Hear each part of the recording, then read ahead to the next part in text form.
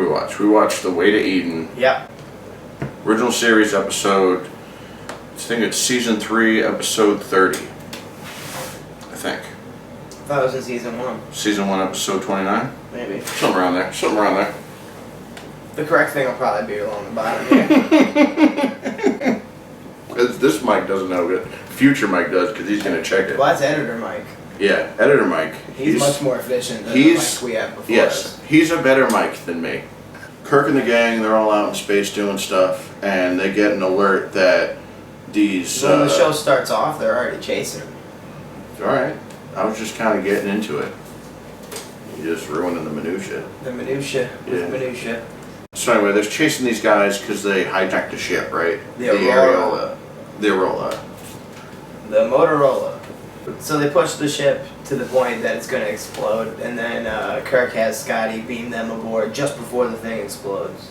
And Scotty, he's not drunk. He's just drunk enough to do it. And do it right. He's that perfect kind of Scottish drunk. Yeah, I mean, he was hauling back there a little bit, a couple of brews. The dudes they beamed aboard, they found out there's some kind of like they're like, I guess, Luddites, right? They don't like technology, and they want to leave the area and find a planet that they can live on without technology. Yeah, away from everybody else. Now, what we find out throughout the episode is Dr. Severin. Well, let's describe them before. Okay, all right, go ahead. So it's Dr. Severin, who's got fucked up clay ears. Oh, they look like somebody's kid made them. Adam, the harpsichord, the harp playing I forgot hippie. that's what his name yet. Rad. Oh, Rad. Now Rad. We'll get more into Rad in a second. Oh, all right. And then 3 beautiful women. And the important thing about There Rad was is he's a an lot of ambassador. beautiful women on this episode. Yes, there was. A lot. Anyway, go ahead. Rad was an ambassador's son, and they're in negotiations with the Federation, so that's why they couldn't just blast him out of orbit. So, all right. So the ambassador's son. Can I describe him now? Yeah, go ahead. So he had a receding hairline. Let's start there. All right. Then behind there was a big mane of hair, right? And then he had big, wispy eyebrows. And guess what? It was all various colors of purple And pink. and pink. And that's what happens to this planet. Human, except for crazy cotton candy hair. So he's the ambassador's son. Then you got your boy Adam, like you said, and he's always playing guitar and singing. And then some sexy ladies. Yeah, and then Dr. Ears. And then crazy old Dr. Severin. So yeah, so we find out that that's one of the reasons they're in pursuit, because of the ambassador son, right? Another reason, Dr. Severin has been reported that he has gone crazy, and he also is the carrier of this disease that he claims that he's gotten from modern technology, but I don't know if they explained it. If they did, we got lost in all the babble. Well, you know what I think he kind of meant is that Bones described the disease as something that's immune to medical science. So I think what he was getting at is that because science had gotten so far, he had gotten immune to it. Yeah, all right. Well, so they're trying to get to they're finding planet Eden. They kind of start demanding that Kirk take them there. So he says, "Okay, we'll help you find it."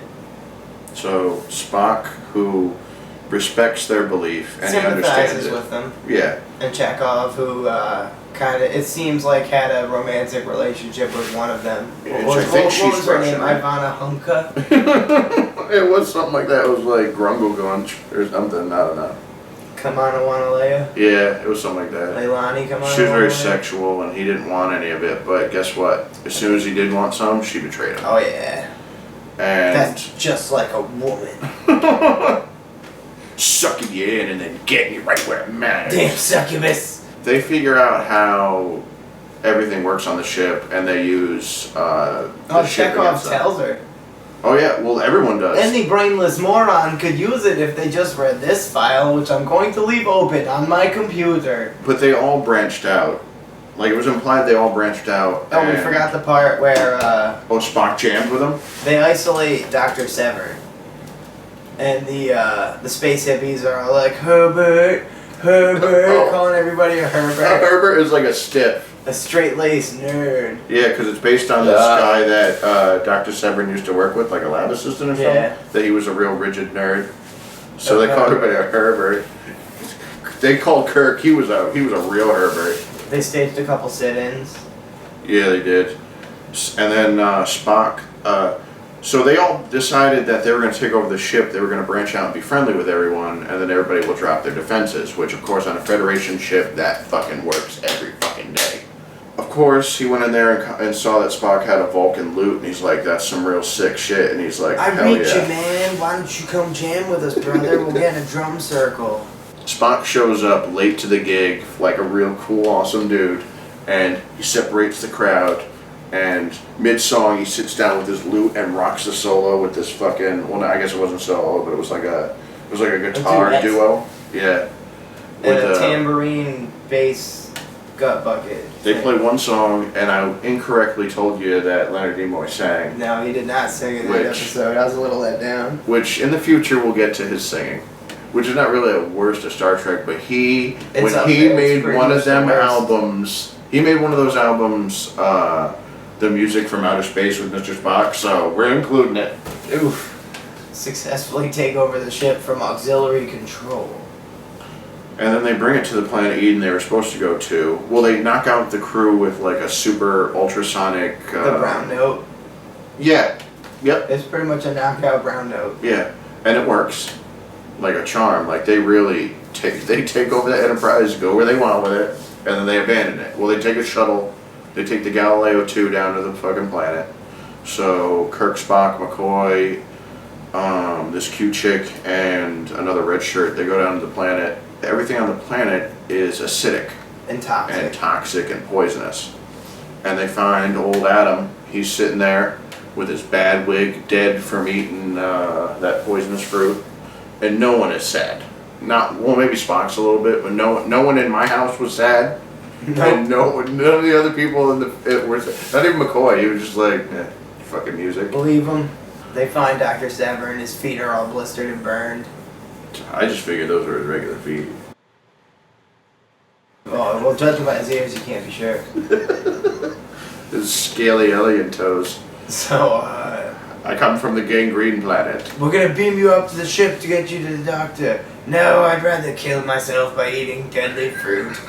So he does it. Mission accomplished from Dr. Severin. He climbs up the tree. Everyone clap. Die, yay! He did hang down like a monkey. I hope you showed that here with us clapping over it. Yay! Die, Severin! Yay! Oh, we didn't talk about Brother Rad, the one with the purple hair, the ambassador's son. When he takes down a security officer, he runs up behind them, right to this area, and does a 2-thumb attack. And fails at it. Right slits.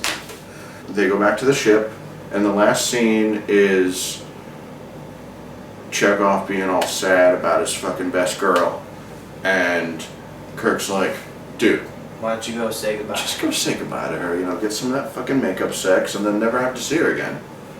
And wouldn't you know, he's gonna get up and do it, and she just waltzes aboard, just walks right on the fucking bridge. Again, unescorted. No security officer. I think Adam was my least favorite character. He was more so than Dr. He was a cocky asshole. And he sang non-stop, which that also didn't help. I'm glad he's dead. Glad he ate that fruit. Alright, next episode we're going to do is... this one. No, I know what it is. It's a night in sick bay, Enterprise. I already know what it is. But you're still going to put it here. Oh, it's not... Now you're going to put it up here. It's not... Well, I covered that, so there you go. I thought you were accusing me that I was reading what was there. That's how I knew. No, I'm saying it's going to be there. Oh. Editing Michael put it there. I'm sure he will. He usually does. I'm sure he has a nice message for you right now. Oh, what a jerk. I hope he put it up here so I can look up at it. What do you think, Lenny? What does it smell like? It actually smells kind of good. Yeah, I've drank. It smells like bullshit.